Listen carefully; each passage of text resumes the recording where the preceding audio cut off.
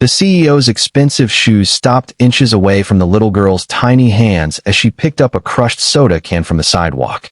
Her clothes were torn, her fingers scratched, and yet, she smiled when she saw him, as if cleaning the street was a game. For a man used to boardrooms, luxury cars, and people fighting to shake his hand, this moment felt like a punch to the chest.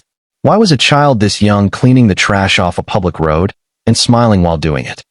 Daniel Westbrook was a man who didn't notice much outside the tinted windows of his chauffeured car.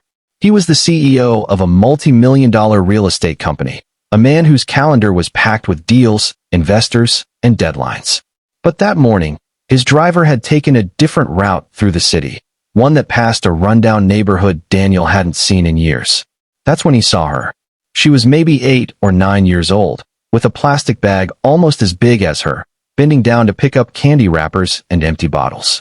Her hair was messy but tied into 2 uneven braids, and her sneakers were worn until the soles looked like thin paper. "Stop the car," Daniel said suddenly. His driver looked confused but obeyed. Daniel stepped out and walked toward the girl. "Hey," he said gently, crouching down to her level.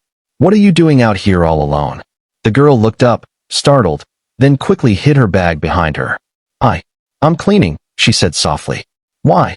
"Because my mom says we should make the world better, even if it's just our street," she replied, straightening her back as if proud of her answer. Daniel was silent for a moment, his mind flashing back to his own childhood. His father had left when he was 10, and his mother worked 3 jobs just to keep food on the table. No one had time to teach him about kindness. He cleared his throat. "Where's your mom now?" "At work. She cleans offices at night," the girl said matter-of-factly. "I try to help so she doesn't have to be so tired all the time." Daniel's chest tightened. This wasn't just a random act. This was survival mixed with love. "What's your name?" he asked. "Maya." "Maya," Daniel repeated, almost to himself. "How about I help you finish this street?" Maya's eyes widened. "You? But you're wearing a suit." Daniel smiled for the first time in days. "Then I guess it's a good day to get it dirty." For the next 30 minutes, Daniel, one of the richest men in the city, was kneeling on the ground with a little girl, picking up trash. Neighbors peeked through their curtains, whispering in disbelief. When they were done, Maya beamed at the now clean street. "See? Looks better, right?" Daniel nodded, but his heart felt heavy. Better wasn't good enough.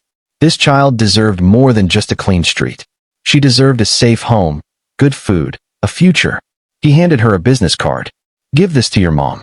Tell her Daniel Westbrook wants to meet her." Maya clutched the card like it was treasure. "Are you a nice man?" she asked innocently. Daniel hesitated, then answered truthfully. "I'm trying to be." That night, for the first time in years, Daniel didn't fall asleep thinking about profits. He thought about Maya. The next evening, Maya's mother, Rosa, showed up at Daniel's office. She looked nervous, dressed in her best but still modest clothes. "Mr. Westbrook?" she asked softly. I'm Maya's mother." Daniel stood and shook her hand. "Thank you for coming. Please sit." He listened as Rosa told him about their life. Her husband had passed away 3 years ago, leaving her with debts she had been slowly paying off by cleaning buildings at night. Maya stayed alone most evenings, doing homework and, apparently, cleaning the street outside. "I'm not asking for charity," Rosa said firmly. "I just want Maya to have a chance at something better." Daniel's throat felt tight. He thought about all the money his company spent on parties and bonuses, and how little it would take to change this family's life. "I don't give charity," Daniel said finally. "But I do believe in investing in good people." He offered Rosa a full-time job at his company, with benefits and a salary that could pay off her debts in a year. He also arranged for Maya to receive a scholarship at a private school. Rosa covered her mouth, tears streaming down her face. "Why are you doing this?" Daniel looked out the window, then back at her. "Because your daughter reminded me what it means to be human." Months passed. Daniel visited Maya's school often, cheering her on at small events. The girl who once cleaned streets now spoke confidently about becoming an environmental scientist. But the most unexpected change happened inside Daniel. He stopped isolating himself in his office. He started community projects, funding neighborhood cleanups, building safe parks, and creating scholarships for other kids like Maya. One day, Maya came to his office holding a handmade card. Inside, in bright marker, it read, "Thank you for seeing me when no one else did." Daniel swallowed hard. You saved me first, Maya, he whispered. Powerful ending message. That day, Daniel realized true success wasn't measured by the size of his company, but by the size of his heart. And all it took to remind him was a little girl with a trash bag and a big dream. Moral of the story. One small act of kindness can start a chain reaction that changes lives, including your own.